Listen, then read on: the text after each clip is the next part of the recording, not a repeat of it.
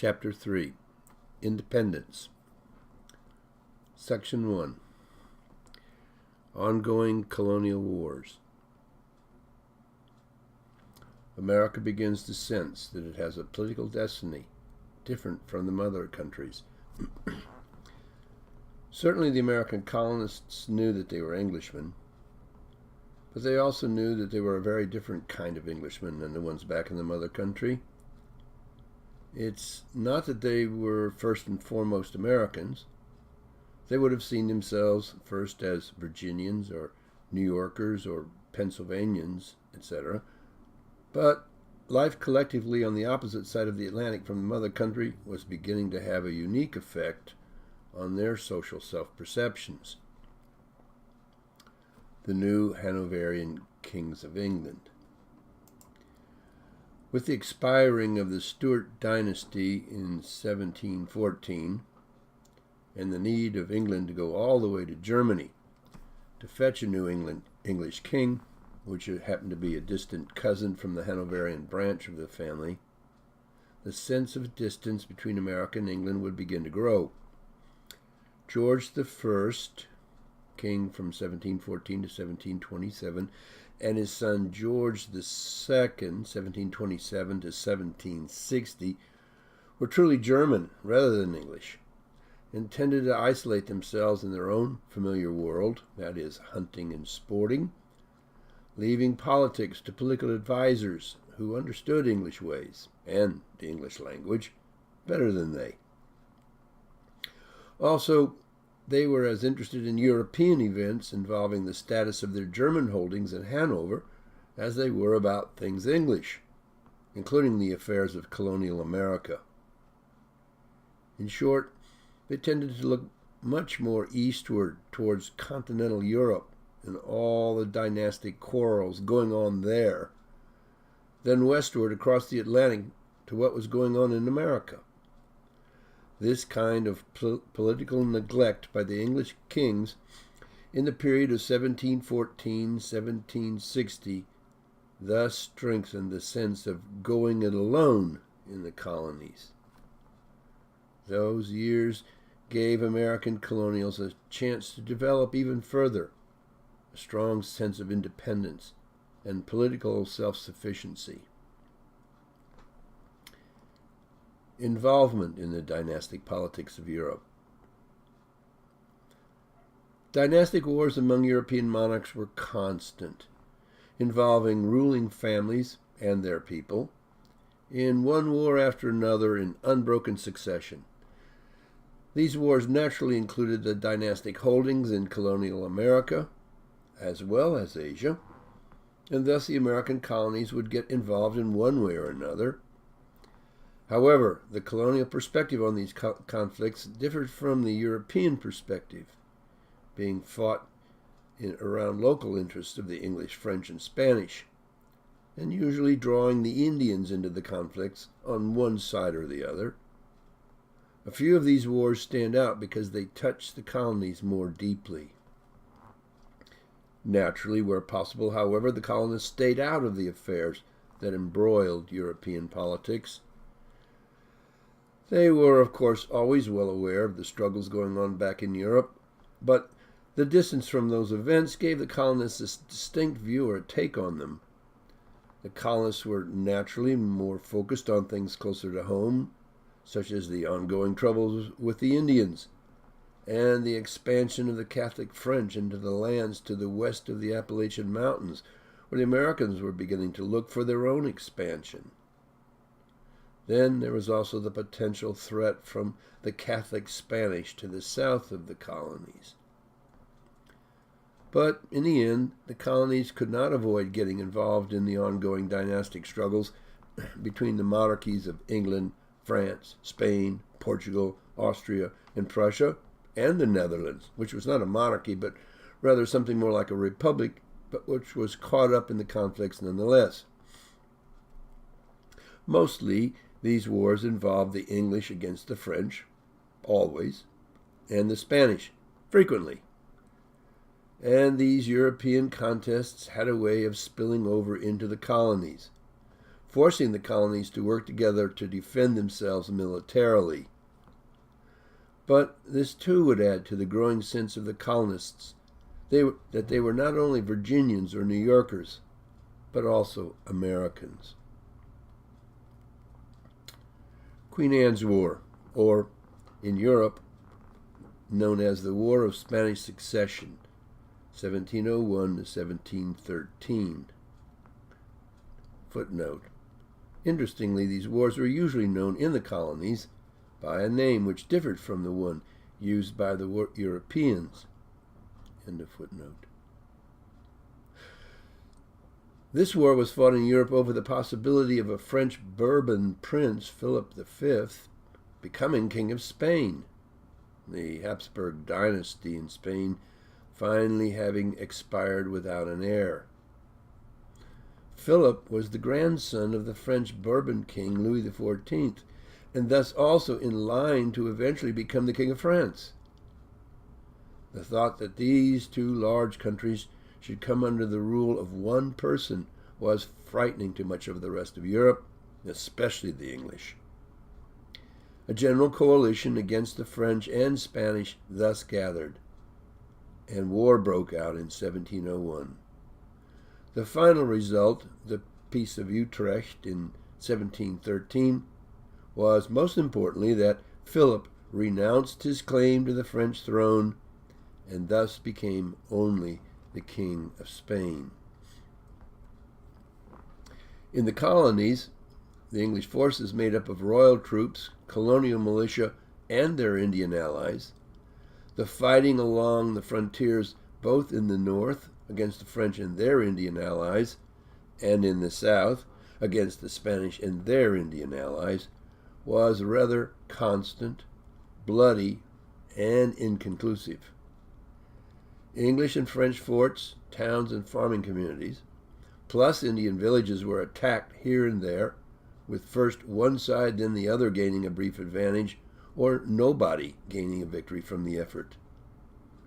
The mighty Iroquois Indian Confederation, positioned to the west and north of Pennsylvania, New York, and Massachusetts, insisted on remaining neutral between the French and the English, though sometimes the Iroquois gave minor aid to the French or to the English.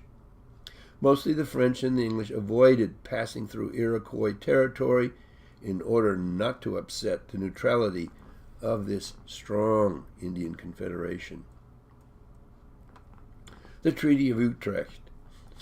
In the end, according to the terms of the Treaty of Utrecht, the French lost to the English their scattered French-Canadian settlements in Newfoundland and in the more built-up French-Canadian coastal region of Acadia.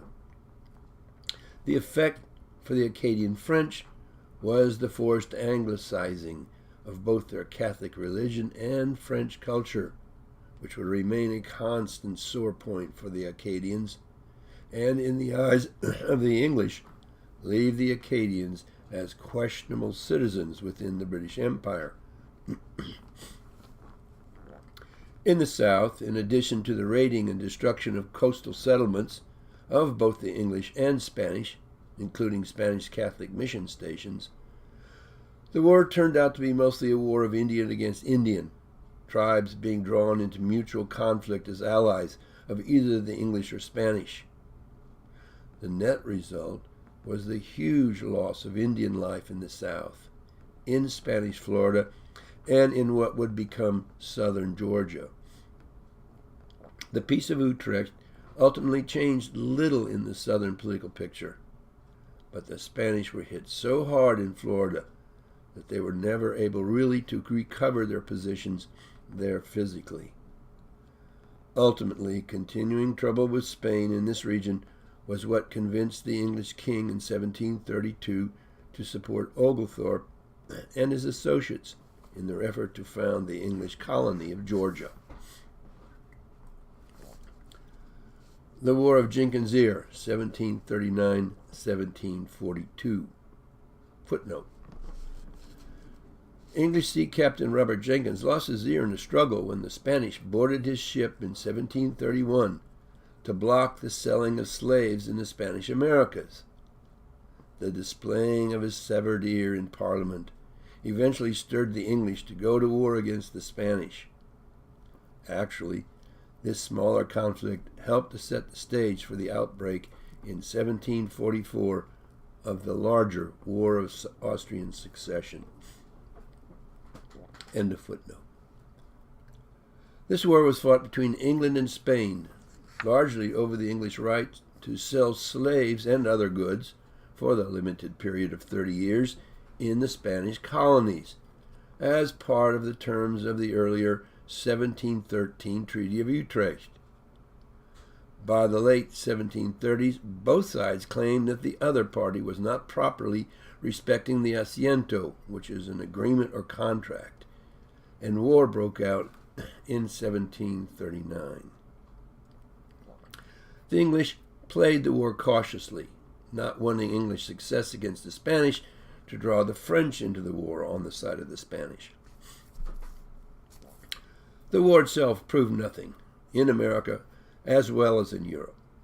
Oglethorpe's efforts to take Spanish St. Augustine in Florida failed in 1740, as did a Spanish attack on Georgia in 1742. King George's War, known in Europe as the War of Austrian Succession, 1744 to 1748. This war was fought in Europe ostensibly over the question of the right of a woman, Maria Theresa of Habsburg, to the imperial throne of the Holy Roman Empire, Austria, actually. It was part of the ongoing dynastic struggle among the Bourbon French, the newly Bourbon Spanish, Habsburg Austrians, and Hanoverian English for control of particular borderlands here and there in Europe. But the war introduced a new major player in the dynastic game, Hohenzollern Prussia, under the rule of the very capable Frederick the Great. France allied with Prussia in the hopes of further undermining its ancient foe, the Habsburgs. But Frederick was more interested in the borderlands, Silesia, between Prussia and Austria. In the end, and after much expensive, devastating, and inconclusive battling among nearly all the European monarchs, only Prussia really came out of the war with a true gain, namely that of Silesia. France got nothing for its costly efforts except the emptying of the French royal treasury and the growth of the indebtedness of the French king, still trying to cover the costs of his military adventures. Austria got to keep Maria Theresa in place as Austrian Empress, but Germany would now and for the next century be the cockpit for an ongoing struggle between Austria and Prussia for ascendancy in Germany, which eventually Prussia would win, becoming the centerpiece in 1870 for a new German nation. As for the English colonists in America, the war brought frustration when the vital French fortress at Louisbourg, guarding the maritime entrance to French Canada, which had been captured by American colonial troops during this war, was returned to the French in 1748 as part of the final peace settlement, the Treaty of Aix-la-Chapelle. The French and Indian War, known in Europe as the 7 Years' War, 1754 to 1763. This war actually began in the colonies a couple of years, 1754, before it drew the major European powers into full-blown war in 1756. It also actually phased out in the American colonies in 1760, several years before it ended in Europe and in Asia. The war began with a dispute between the French and the English over the question of who had the rights to trade with the Indians in the Ohio region, which is a very complex issue, made even more complex by the changing loyalties of the Indians themselves, and more specifically, over the colonial boundary running along the Allegheny and Monongahela rivers, where Pittsburgh is located today. Fort Necessity and Fort Duquesne. a Virginia officer, a major, named George Washington, and the colonial troops under his command, sent to establish Virginia's claim to the area, clashed with and defeated a small French force there in May of 1754. Washington then proceeded to build a small fort, Fort Necessity, to defend Virginia's claims to the area. But the fort was soon, in July of 1754, lost to the French, Washington's first of a long string of defeats. The following year, 1755, British General Braddock, accompanied by Washington, returned to the area to try to seize the French Fort Duquesne, but failed in the attempt. He and his troops were then mauled by Indian allies of the French as they beat a retreat. Braddock was killed. The French were tipped off as to British military plans for the entire region, and the British campaign of 1755 turned into a huge disaster. The English victory at Louisbourg, 1755, and the beginning of the deportation of the Acadians. The only British success of that year occurred in the northeast, when the French island fortress of Louisbourg, guarding the mouth of the St. Lawrence River and the Quebec province, once again fell into English hands. This event was accompanied by the tragic falling on the Acadian French living in the area, distrusted for good reasons in their loyalties by the British authorities, who by the thousands were forcibly removed from the region. Beginning in 1755 and continuing until 1763, over 11,000 French-speaking Acadians were deported and scattered among the English colonies, some 2,000 losing their lives through exhaustion and disease in the process. Some, however, returning to France, and others making their way down the Mississippi to French Louisiana, where they established a colony west of New Orleans, and thus a particular French-speaking culture there, namely that of the Cajuns, from the French Acadiens.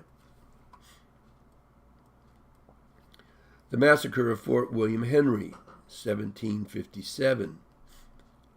The next couple of years, 1756, 1757, did not go well for the English. The worst of the beating that the English took was in August of 1757 at Fort William Henry, along the southern shore of Lake George in what is now New York.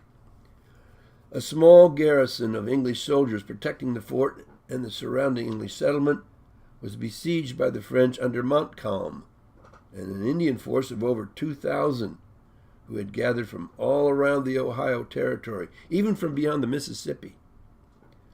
The garrison surrendered under the promise of safe conduct extended to the soldiers and civilians departing south to Fort Edward. But as the English soldiers and the settlers were making their way through the masses of French and Indians, the Indians set upon the defenseless English, killing and scalping and enslaving hundreds of the English, women and children as well as the men. News of the massacre spread rapidly through the colonies, further embittering settler feelings towards the Indians and making any idea of future friendly relations between the English settlers and the Indians all the more unlikely. The concluding of the war in North America, 1758 to 1760. In 1758, things finally began to turn in favor of the English. An English blockade against supplies reaching Quebec, a bad Canadian harvest in 1757, the outbreak of disease, including smallpox, among the French Canadians, and the decision of the French to try to divert the English from Canada by withdrawing troops from Canada in order to further strengthen their forces, attempting to direct attack on England itself, which failed miserably, all greatly weakened the French position in North America. By 1759, the French were losing fortresses everywhere. The worst loss was Quebec, which fell in 1759 and took the lives of both the invading commanders, Wolfe and the defending commander, Montcalm. The loss of Quebec then left Montreal vulnerable to English conquest. By 1760, the French were ready to admit defeat in America. Thus, the American portion of the 7-Year War, or the French and Indian War, was essentially over. For the Indians who joined in one side or the other, there was no gain whatsoever by their participation, but only the further weakening of the overall Indian position in the Ohio Territory. Promises of security against a further expansion of Anglo settlements into the Indian lands were made by the new English King George III, who was crowned that year in 1760, to his Indian allies. But these were not promises. These were not promises he was able to keep, and promises that only soured relations between him and his Anglo subjects in America. The Treaty of Paris, 1763. Overall, the war was an international struggle of European empires, which engaged the participants in Europe itself, in the West Indies, and in Asia, as well as in North America. Though the war effectively ground to a halt in North America in 1760, it dragged on elsewhere. The final settlement was not concluded until 1763 with the Treaty of Paris. It involved the transfer of power back and forth among the Europeans, not only in North America, but also in much of the rest of the world, where the Europeans had been active, establishing their presence with commercial colonies and trading centers. The results would make England the world's leading colonial power, with a global empire including significant sections of India, the Caribbean, and the African coast, as well as the eastern half of the North American continent. The terrible side effects of the war. The other net effect of the war was that it nearly bankrupted the participating European powers. The French, the English, and the Spanish kings found themselves deeply in debt at the end of the war, and desperate for new funding, that is, taxes, that could help them restore their respective royal treasuries. Monumental consequences would arise from the financial predicament in which the war placed these European monarchs. The Albany Plan, an early attempt at colonial unity. With the onset of the French and Indian War in 1754, the colonies once again felt themselves in danger from the old threat of the French and their Indian allies. Thus, in that same year, representatives from various middle and upper colonies gathered at Albany, New York, to discuss joint action, including improved relations with their Indian allies. Ben Franklin, who was one of the delegates, proposed a plan to unite on a more permanent basis the English colonies. The Albany Plan provided for an elective Grand Council, 2 to 7 members sent from each of the colonies, that had the power to commit the colonies jointly in a limited number of political areas, most notably the colonies' relations with the Indians. The Grand Council was to be headed by a president appointed by the king. The delegates approved this plan, but the colonial assemblies did not, fearing the loss of colonial independence to this colony-wide authority.